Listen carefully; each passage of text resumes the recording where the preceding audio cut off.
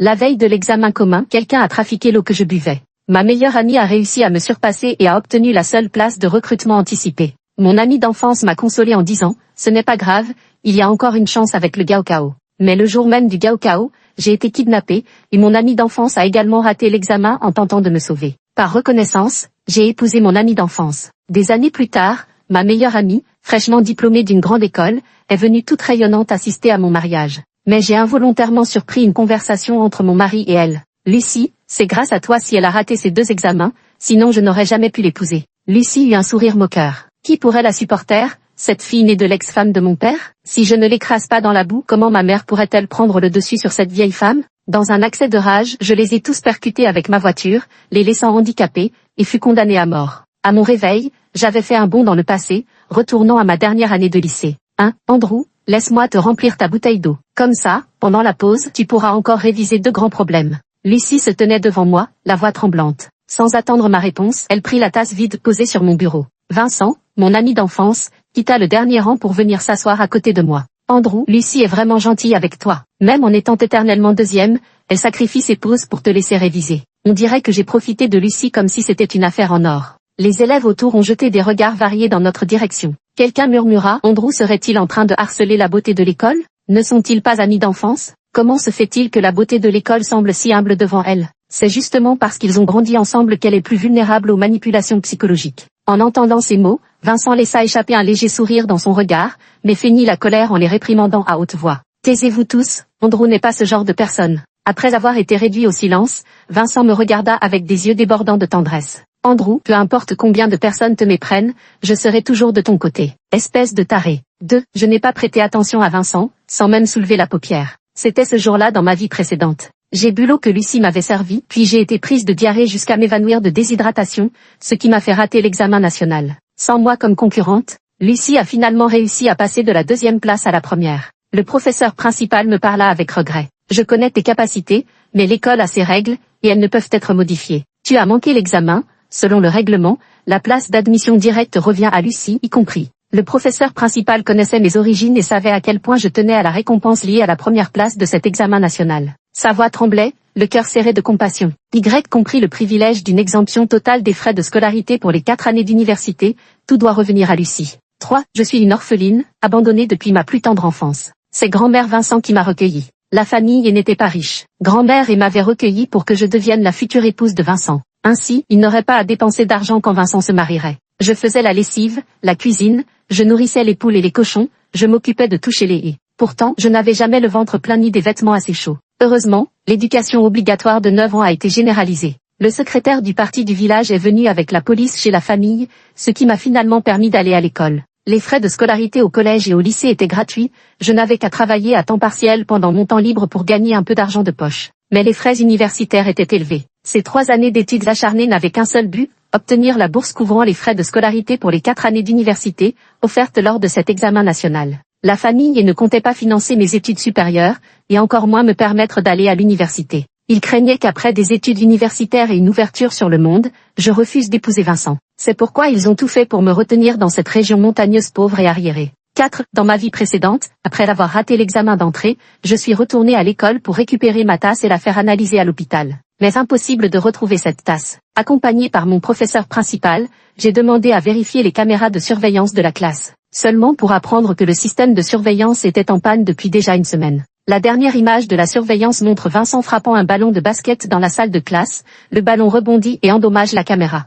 Je n'ai pas manqué de soupçonner Vincent à propos de ces coïncidences. Ce n'est que lorsqu'il a abandonné le Gaokao pour me chercher que mes doutes se sont dissipés. Mais qui aurait pu imaginer que tout cela n'était qu'une mise en scène de sa part, juste pour que je me sente éternellement redevable envers lui. Il savait qu'il ne pourrait pas entrer à l'université, et il n'arrivait pas à se concentrer sur ses études. Il avait peur que je monte dans l'échelle sociale en entrant dans une bonne université et que je m'enfuis, alors il a comploté avec Lucie pour briser mon avenir. 5. Lucie a posé une tasse d'eau sur mon bureau. Elle m'a souri timidement, ses yeux remplis d'une flatterie prudente. Andrew, je t'ai préparé de l'eau à moitié chaude et à moitié froide, mélangées ensemble. Maintenant, la température est parfaite, tu peux boire. Mon regard se posa sur le sujet du devoir, et je fis un MMH, distrait, sans avoir envie de la regarder. Elle mordit ses lèvres, ses yeux rougissant instantanément. Andrew, est-ce que j'ai fait quelque chose de mal? Tu es si distant. Lucie était très populaire dans la classe, avec son apparence exceptionnelle, Beaucoup de gens se portaient volontaires pour défendre sa cause. Moniteur, tu te prends pour qui? La plus belle fille du lycée ne te doit rien, elle t'a apporté de l'eau et tu la traites avec autant de mépris. Tu ne peux même pas dire merci. Sans lever la tête, je répondis, merci. Mes détracteurs restèrent bouche bée, tout comme Lucie qui fut également prise de court. La sonnerie de cour retentit. Lucie ne put que retourner à contre-cœur à sa place. Je regardai ma tasse, puis la tasse identique sur le bureau de Lucie. Lucie et Vincent venaient du même village, mais sa famille était un peu plus aisée que celle des. Beaucoup de mes affaires me venaient de Lucie après qu'elle les ait utilisées. J'en étais toujours reconnaissante, même si elle adorait le mentionner de manière espiègle devant beaucoup de monde. Les vêtements qu'Andrew porte, c'est moi qui les lui ai donnés. Ils étaient trop larges pour moi, mais ils lui vont à merveille. Ce genre de remarque était monnaie courante. À l'école primaire, mes camarades se moquaient de moi en disant que j'étais une mendiante, ramassant comme un trésor ce que Lucie ne voulait plus. Plus tard, au collège et au lycée, elle avait l'habitude de tout acheter en double, puis de m'en offrir un. Si je refusais, elle le donnait à grand-mère et je pensais m'être débarrassée du surnom de mendiante, mais voilà que j'hérite maintenant de celui de copieuse. L'argent que je gagne avec mes petits boulots, je le rembourserai à Lucie. Je ne veux rien lui devoir. J'ai toujours pensé que personne n'est parfait, que chacun a ses défauts. En toute chose, jugeons les actes et non les intentions, car à l'aune des actes, nul n'est parfait. Quelle que soit son intention première, au moins cela m'a permis d'avoir des vêtements à porter et une tasse à utiliser. Mais je n'ai découvert mes origines qu'à la veille de ma mort, j'étais en réalité sa demi-sœur du même père. Ces actes malveillants n'étaient donc pas le fruit de mon imagination. 6. Dans le petit miroir, j'ai vu le regard plein de rancune de Lucie fixé sur ma tasse. Je pris délibérément le couvercle de la tasse et le dévissai, ses pupilles se dilatèrent légèrement, un frémissement d'excitation traversa ses lèvres. L'instant d'après, je revisse le couvercle. Ses pupilles se contractèrent, elle serra les dents, ses doigts s'enfoncèrent malgré elle dans ses paumes. Durant tout le cours, je continuais ainsi à torturer ses nerfs, encore et encore. Ses yeux autrefois clairs étaient maintenant injectés de sang à la fin du cours. Son corps tremblait de manière incontrôlable. Je trouvais cela plutôt amusant, avec une telle fragilité psychologique, elle osait quand même commettre de mauvaises actions. Quand la cloche a retenti, Lucie s'est levée d'un bond. Je saisis instantanément la tasse et fis mine de boire quelques gorgées d'eau en faisant rouler ma gorge. Elle se rassit alors, visiblement soulagée. Je refermai le couvercle de la tasse et m'affalai sur la table, feignant de me reposer. Du coin de l'œil, je la vis entraîner Vincent dehors. Profitant de leur absence, je versai l'eau du verre dans une bouteille d'eau minérale vide que je cachai dans mon sac à dos. Le verre vide fut à nouveau placé sur la table par moi. À son retour, Lucie passa délibérément près de moi et saisit mon verre. Le poids anormalement léger la fit rayonner de joie. « Andrew, je vais te chercher un peu plus d'eau. » Sur ces mots, elle prit ma tasse et sortit en courant avec un sourire. 7. Pendant le cours suivant, je fis semblant d'avoir mal au ventre et laissai couler des larmes de douleur. Dans le miroir, Lucie ne put s'empêcher de sourire et échangea un regard avec Vincent, assis au dernier rang. Voyant que le moment était venu, je n'ai pas pu m'empêcher de me tenir le ventre en me levant pour demander un congé à mon professeur d'anglais. « Monsieur, j'ai soudainement très mal à l'estomac. » Le professeur d'anglais était celui qui m'appréciait le plus, c'était aussi mon professeur principal. Dans ma vie précédente, il avait fait jouer toutes ses relations pour m'aider. Jusqu'à la fin, quand j'ai raté le Gaokao. Il est même allé chez la famille et pour proposer à grand-mère et de financer ma réinscription. Mais grand-mère l'a frappé à la tête avec un balai et l'a chassé. Bien plus, grand-mère est allée faire un scandale à l'école jusqu'à ce que tout le monde sache, accusant le professeur principal d'avoir des intentions douteuses envers moi. Ce qui a conduit à la suspension du professeur principal et à des plaintes de parents pour insultes. Pourtant, même dans ces circonstances, lorsque Vincent m'a emmené travailler dans le sud, le professeur principal m'a envoyé un message pour m'encourager. « Andrew, tu as raté le Gaokao, mais tu n'as pas raté ta vie. Plus tard, tu pourras retourner à l'école grâce à tes efforts en passant l'examen d'admission pour adultes, ou par d'autres moyens. La vie est longue, ne renoncez jamais à vous-même. » Aujourd'hui, mon professeur principal m'a vu dans un état pitoyable, en sueur et les larmes aux yeux. Il a immédiatement contacté l'infirmière scolaire pour qu'elle vienne me chercher. Ayant déjà connu la douleur de la déshydratation dans ma vie précédente, jouer la comédie cette fois-ci ne m'a demandé aucun effort. Lucie et Vincent sont venus me voir, me voyant courir sans cesse aux toilettes avec un teint blême, ont finalement pu retourner en cours l'esprit tranquille. Lors de la dernière étude surveillée du soir, j'ai demandé à mon professeur principal la permission d'être hospitalisé à l'extérieur. Le professeur principal a déclaré avec regret dans la classe. Comment cela a-t-il pu arriver? Andrew doit être hospitalisé à un moment aussi crucial, alors que les examens communs ont lieu demain. Non, je dois aller la voir. Après le départ du professeur principal, Lucie et Vincent étaient fous de joie. Sur le chemin du retour, Lucie se mit même à fredonner. Je ne suis pas allée à l'étude du matin le lendemain. Lucie vit que ma place était vide et sentit son cœur se serrer.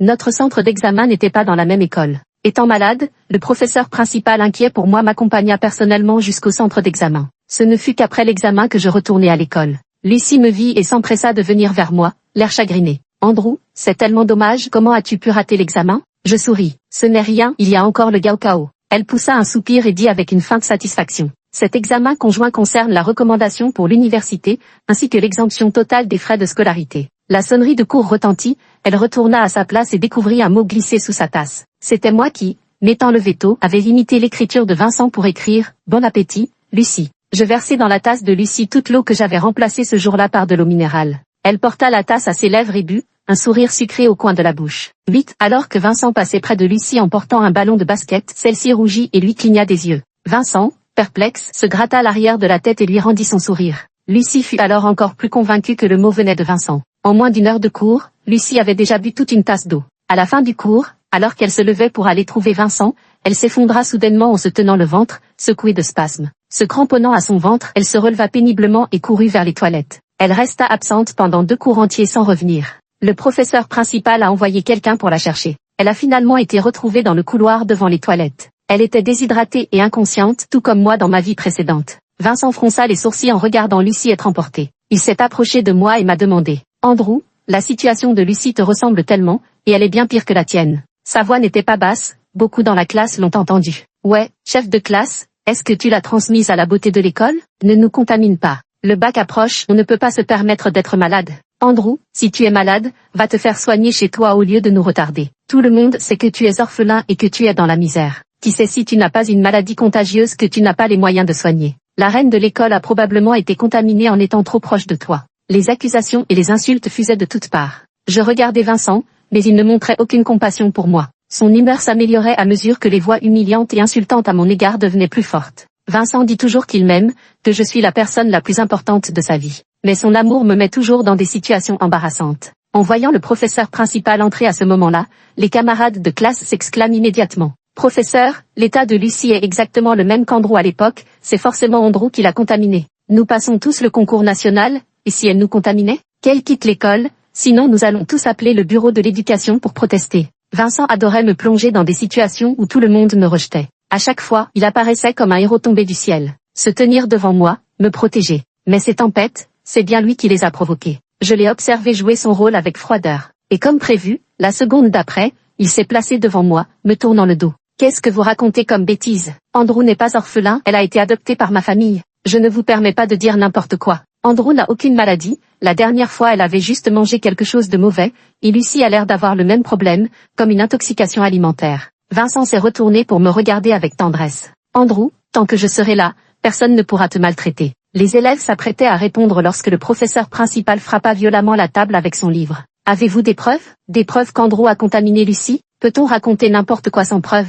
Toutes ces années d'études, c'est pour les chiens, c'est ça? » La salle de classe devint soudain silencieuse comme une tombe. Quelqu'un ne put s'empêcher de murmurer. « Mais leurs symptômes sont exactement les mêmes. » Le professeur principal éleva la voix. « Le soir où Lucie était malade, je l'ai personnellement accompagnée à l'hôpital pour qu'elle reçoive une perfusion et passe tous les examens nécessaires. Est-ce que je ne saurais pas si elle était vraiment malade ou pas? Je sors les résultats des examens de ce jour-là. Tout le monde peut bien les regarder. Et une fois que vous aurez fini, ceux qui ont aboyé comme des chiens tout à l'heure, n'oubliez pas de me présenter des excuses. » Les camarades de classe, après avoir fait circuler le document, ont fermé la bouche à contre-cœur. Le document a fini entre les mains de Vincent. Il était clairement indiqué que je n'avais aucun problème de santé. Le professeur principal s'est emporté. Andrew souffre simplement du syndrome pré-examen, ce qui lui cause des maux d'estomac et l'envie d'aller aux toilettes. En quoi cela serait-il comparable à Zouran? Les camarades de classe cessèrent de parler. Après avoir parcouru la liste, le sourire dans les yeux de Vincent s'évanouit instantanément. Il releva brusquement la tête et me regarda avec incrédulité. Je soutins son regard avec froideur. Il a senti un frisson glacial dans son dos sous mon regard. « Andrew,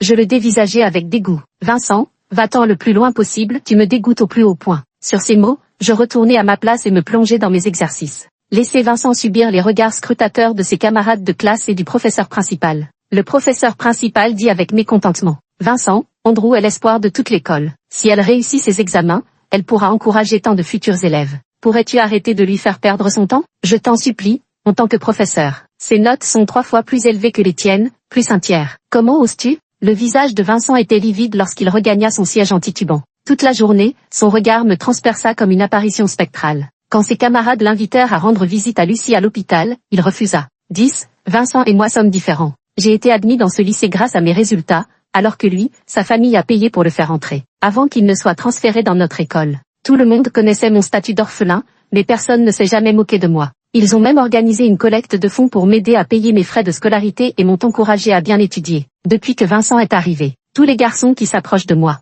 il va le dire à tout le monde, que j'ai été recueilli par sa grand-mère. Je suis sa fiancée d'enfance. Je dois l'épouser plus tard. Ayant mangé leur riz, je fais partie de la famille. Au lycée, la vie de tout le monde était plutôt monotone. Surtout dans les lycées d'élite, avec les cours supplémentaires quotidiens et les piles de copies interminables. Sous une pression intense et constante, ce genre de rumeur s'est propagé comme une traînée de poudre à travers toute la promotion. Je suis devenue la risée de tout le monde.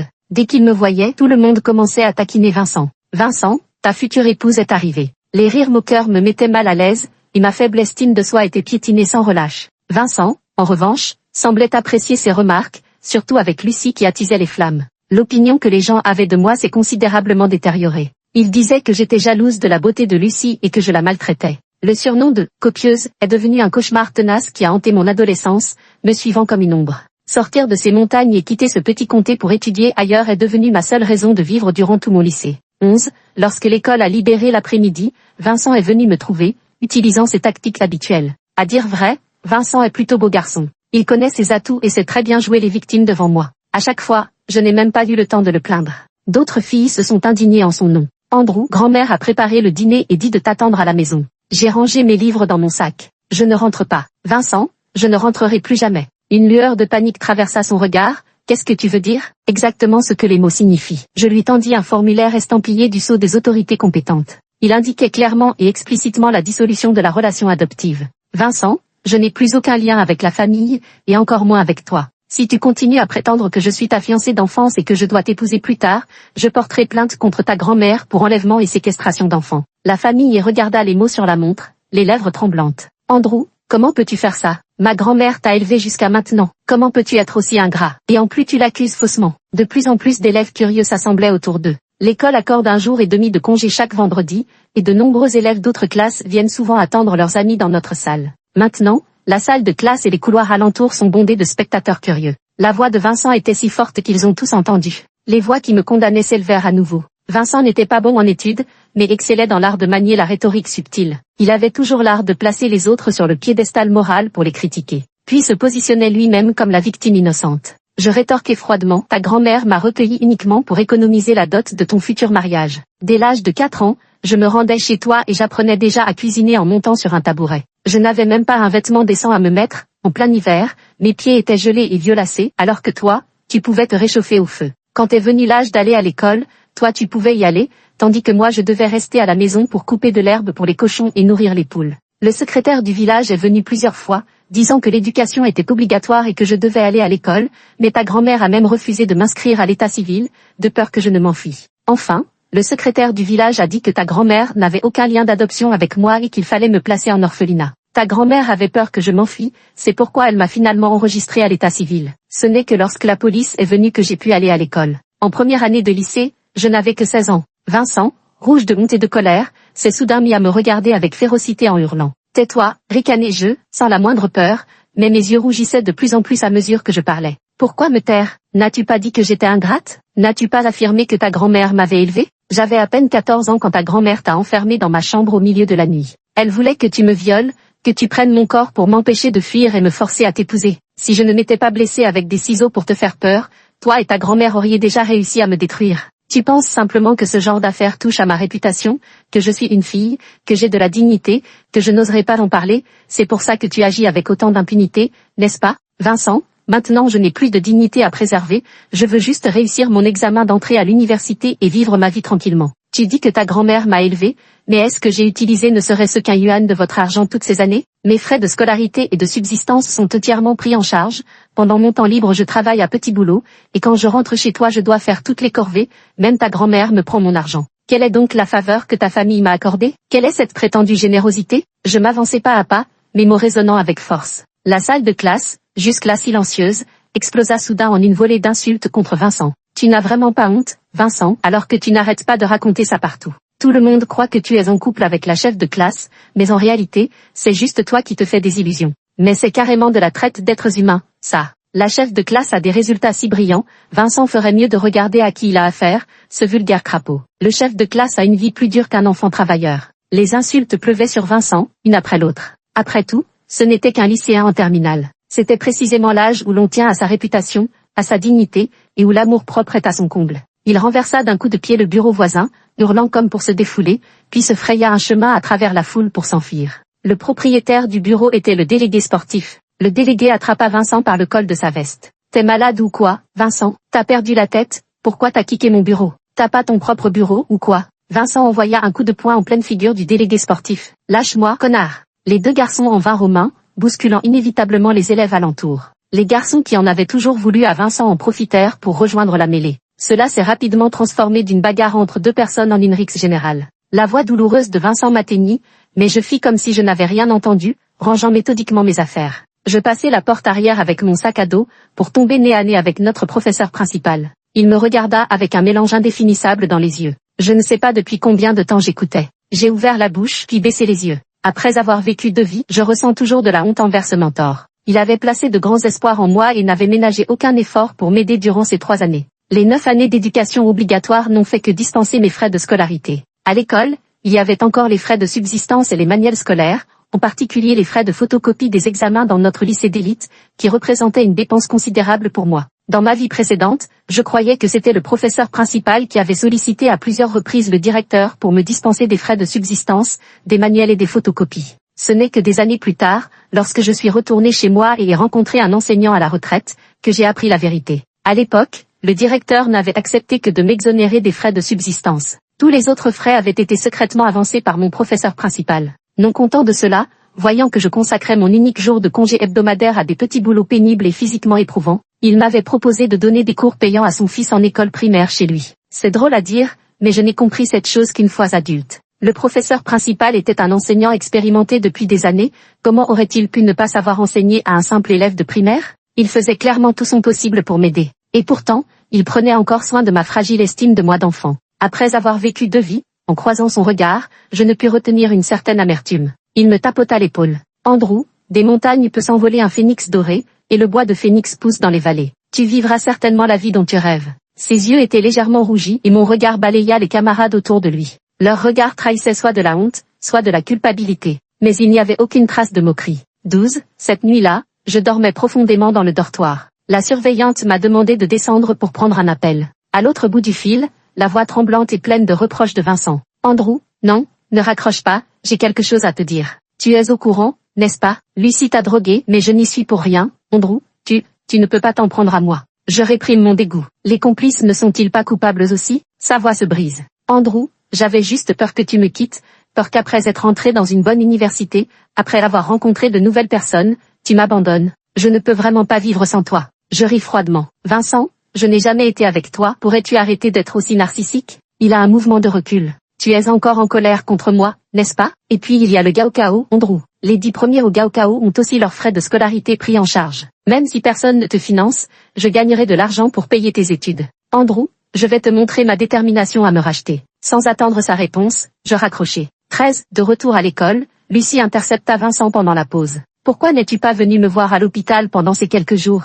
Vincent me jeta un regard et lui lança avec impatience, comme pour se dégager de toute responsabilité. « Pourrais-tu t'éloigner de moi ?» Les yeux de Lucie s'emplirent instantanément de larmes. « Qu'est-ce que tu veux dire? Si je n'avais pas bu l'eau que tu m'as donnée, je ne serais pas tombé malade. » Vincent la repoussa d'un geste brusque. « T'es malade ou quoi? Qui t'a donné de l'eau ?» Il me regarda avec supplication. « Andrew, je te jure que je ne lui ai jamais donné d'eau. » Je ris et l'ignore. Lucie reprit ses esprits, s'avança vers moi en quelques pas et agrippa mon poignet avec force. « C'est toi, n'est-ce pas? » Je lui assénai une gifle violente sur la main. « Je ne comprends pas ce que tu dis. » Lucie s'écria avec colère. « Tu te venges de moi? Pourquoi voudrais-je me venger de toi? Que as-tu fait pour mériter ma vengeance? C'est si difficile à deviner. » Lucie sourcilla les sourcils, jeta un regard à Vincent, qui détourna la tête. Lucie eut un rire froid. « Andrew, tu n'as pas peur que je porte plainte? Ta vie serait ruinée à jamais. » Je souris. « Alors, va vérifier les caméras de surveillance. » Vincent était si coupable qu'il n'osait même pas me regarder et sortit directement par la porte de derrière. Dans la salle de classe, il ne restait plus que Lucie et moi.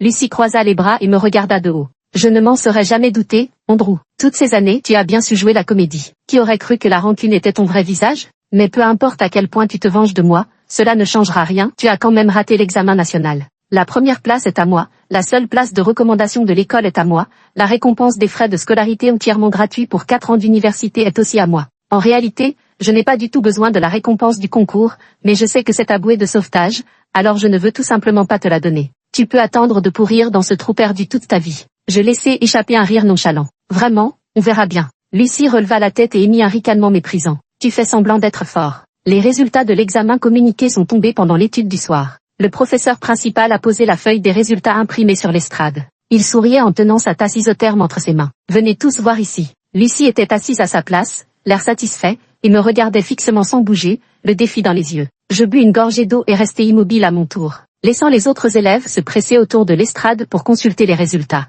Lucie attendait que ses camarades s'exclament en entendant son nom. Mais ce qu'il attendait, c'était cette phrase. L'écart entre le premier et le deuxième est énorme, plus de 100 points de différence, mon Dieu. Lucie ne pouvait plus contenir le sourire qui lui montait aux lèvres. Mais la seconde d'après, le chef de classe est vraiment incroyable, la beauté de l'école n'est pas à la hauteur, pas même un peu. Le visage de Lucie devint écarlate alors qu'elle se levait d'un bond. Qu'est-ce que vous racontez? C'est impossible. Comme une folle, elle bouscula ses camarades pour se précipiter vers l'estrade, s'empara du tableau des résultats et le scruta encore et encore, les yeux exorbités. Elle se frappa la tête à plusieurs reprises, fermant et rouvrant les yeux désespérément, mais rien n'y faisait. Je ne voyais toujours que le nom, Andrew. Elle me regardait, les mains tremblantes, au bord de l'effondrement, les yeux rougis. Elle s'est précipitée vers moi et a levé la main sur moi. Tu m'as menti, Andrew, tu m'as menti. Je saisis sa main et lui murmurai d'un ton impassible à l'oreille. Sais-tu pourquoi je ne t'ai pas rendu l'appareil le jour de ton examen national? Parce que j'ai assez de talent pour t'écraser. Pour que tu comprennes l'abîme qui nous sépare. Lucie, si tu n'es pas à la hauteur, assume-le.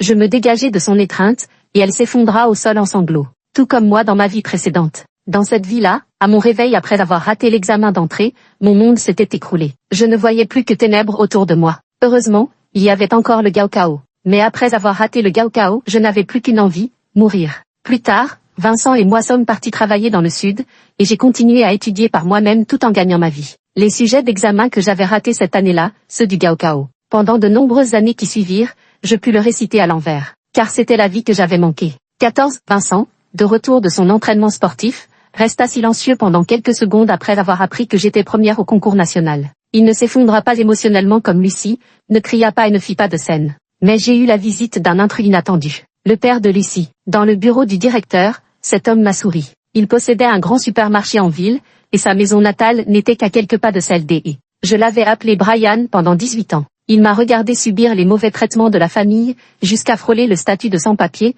sans jamais me témoigner la moindre pitié. J'ai reconstitué le portrait de l'ex-femme de Brian, ma mère, à travers les commérages des villageois. Hémorragie massive, morte en couche. La mère et l'enfant, tous deux morts. Moins de 15 jours après ma mort, Brian ramena à la maison une femme enceinte sur le point d'accoucher. C'était la mère de Lucie. Après le départ du directeur, il ne restait plus que Brian et moi dans le bureau. Il me regarda en souriant, avec une expression paternelle. Tu as grandi, tu as vraiment réussi. Tu es le premier enfant de notre village à être admis dans une université prestigieuse, vraiment réussi. Il me regardait avec une satisfaction grandissante. Pas comme une fille, mais comme son honneur, sa médaille. Je répondis avec distance. Brian, qu'est-ce que tu veux? Il poussa un soupir, ses yeux rougissant instantanément. Andrew, en fait je suis ton père. Je n'ai pas pu te reconnaître avant à cause de ta mère Lily. Maintenant que tu es grand, sur le point d'entrer à l'université, même si elle divorce de moi, je veux te reconnaître. Je ne te crois pas. Ayant vécu 2 vies, jouer la comédie était devenu un jeu d'enfant. Brian m'a emmené à l'hôpital pour un test ADN. Quand les résultats sont tombés, je me suis jeté dans ses bras en sanglotant.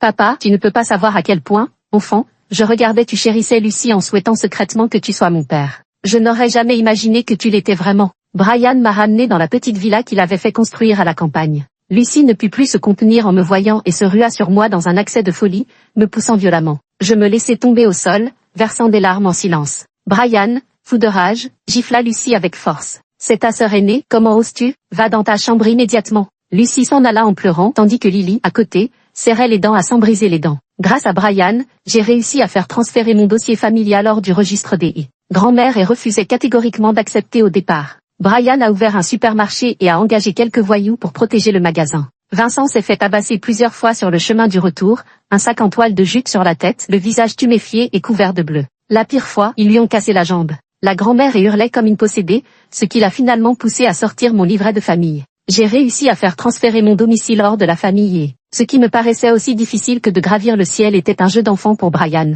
À malin, malin et demi. Après avoir été admise sans examen, je n'avais plus besoin d'aller à l'école. Je restais à la maison, préparant chaque jour des repas et des soupes pour Brian, jouant parfaitement le rôle de la fille dévouée. Tout cela, Lucie ne l'avait jamais fait auparavant. Lucie était très gâtée, et en comparaison avec elle, Le moindre de mes petits gestes gentils était amplifié aux yeux de Brian. Et chaque jour où Lucie entendait Brian me complimenter, son état émotionnel devenait de pire en pire, jusqu'à la rupture. Elle ne supportait pas que je fasse des avances à Brian, ni que Brian me témoigne de la bienveillance. Elle ne pouvait tolérer cette image de complicité père-fille entre nous. Elle faisait des scènes, pleurait, cassait des assiettes et des bols. Puis Brian la réprimandait, allant parfois jusqu'à la frapper dans les cas graves. Ainsi, chaque jour dans la famille tombait dans un cercle vicieux. Sous cette pression émotionnelle, Lucie était incapable d'étudier. Le jour du Gaokao, je me suis présentée à l'heure. Elle me lança un regard furieux. « Qu'est-ce que tu viens faire ici ?» Je souris. « Repasser l'examen, pour te montrer que ta défaite face à moi n'était pas une simple coïncidence. » Je plongeai mon regard dans le sien. « C'est la réalité. Tu n'es et ne seras jamais que ma vaincue. À chaque fois, tu perdras contre moi, c'est ton destin. Lucie, tu dois accepter ton sort. » Ses yeux reflétaient colère et haine, mais au plus profond, on y voyait de la peur et de la terreur. Je suis entrée dans la salle d'examen, tandis qu'elle restait immobile sur place. Je lui ai brouillé l'esprit. Les résultats du Gaokao sont tombés, Lucie a obtenu plus de 200 points de moins que moi, frôlant de justesse l'admission dans une université de première catégorie. Brian était quelque peu méprisant. Tu n'as même pas réussi à intégrer une université d'élite. J'ai investi tant d'argent en toi toutes ces années, les frais de cours particuliers auraient pu acheter un appartement en ville. Espèce d'inutile. Lucie éclata en sanglots hystériques. Je sortis la soupe que j'avais préparée. Papa, ne te mets pas en colère, bois d'abord un peu de soupe. Tu n'es pas en bonne santé, tu dois faire attention à toi. Lily, furieuse, renversa ma soupe et en vint aux mains avec moi. Brian lui rendit une gifle. La maison était en plein chaos. Je fis mes bagages pendant la nuit, en faisant exprès de faire beaucoup de bruit. Brian sortit effectivement pour me voir et me demanda ce que je faisais. Je pleurais à voix basse en disant, « J'ai déjà perdu maman, il ne me reste plus que toi, papa. Bien que je veuille vraiment vivre avec toi, papa, je ne veux pas perturber ta vie. J'ai trouvé un job à temps partiel dans un organisme éducatif à Pékin. Je t'appellerai souvent pour prendre de tes nouvelles. » Brian essuya ses larmes du revers de la main et me tendit une carte bancaire. « Il y a 150 000 € sur cette carte, utilise-les d'abord, si ce n'est pas assez, dis-le à ton père. » J'ai poliment fait quelques manières pendant un moment, puis je l'ai finalement accepté. Pendant mes années à l'université, mes excellents résultats scolaires ont permis à Brian de briller devant ses parents à la campagne. En me comparant à moi, Lucie est devenue mal élevée. Brian et la mère de Lucie se disputaient fréquemment. Quel genre de sentiment peut avoir un homme qui trompe sa femme et abandonne sa famille? Personne ne sait combien de femmes Brian a eu à l'extérieur. J'ai appliqué jusqu'au bout la stratégie, paroles douces et cœur dur, manipulant Brian pour qu'il finance mes études jusqu'à la maîtrise, le doctorat et enfin mes études à l'étranger. Pour Brian, ce genre de personne qui n'a pas fait d'études mais tient désespérément à sauver la face, le filtre du diplôme pèse d'un poids extraordinaire. Après mon retour d'études à l'étranger, je suis allé travailler dans le supermarché de Brian. En 2 ans, j'ai réussi à transférer toute la fortune de Brian,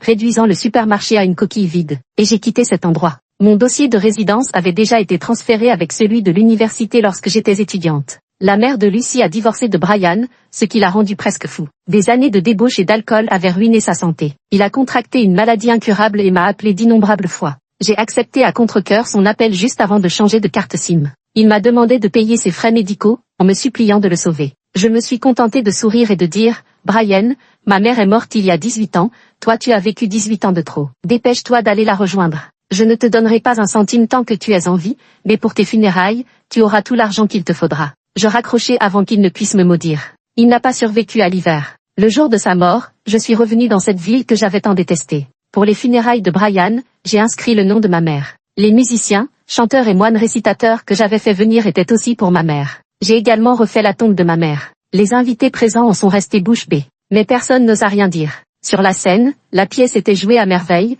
tandis que les convives à table mangeaient de bon appétit. Lucie s'est soudain précipitée vers moi, a saisi un couteau et a commencé à me poignarder. C'est Vincent qui m'a repoussé. Ils se sont battus violemment, et Lucie a tranché la main de Vincent d'un coup de couteau. Andrew, Lucie est vraiment gentille avec toi. Même en étant éternellement deuxième, elle sacrifie ses pauses pour te laisser réviser. Pense, Vincent m'a souri avant d'être emmené par les secours. Andrew, heureusement que tu vas bien. J'ai souri avec ironie. Encore un coup monté par toi et Lucie, tu n'as pas lésiné sur les moyens Vincent. Et si ta main ne se remettait pas? Son visage devint instantanément livide, il ouvrit la bouche avec douleur comme pour dire quelque chose, avant de finalement la refermer sans force. Andrew, je suis désolé. Non, ça me dégoûte. Une fois l'enterrement terminé, j'ai fait enterrer Brian aussi loin que possible. À l'époque, quand il a enterré ma mère, il n'y avait même pas de pierre tombale, juste un petit monticule de terre. Maintenant, je lui ai rendu l'appareil. Je l'ai trompé. Après sa mort, je n'ai pas voulu dépenser d'argent pour lui. Après tout, j'ai toujours été pauvre. Sans doute, Brian devrait pouvoir me comprendre. Fin.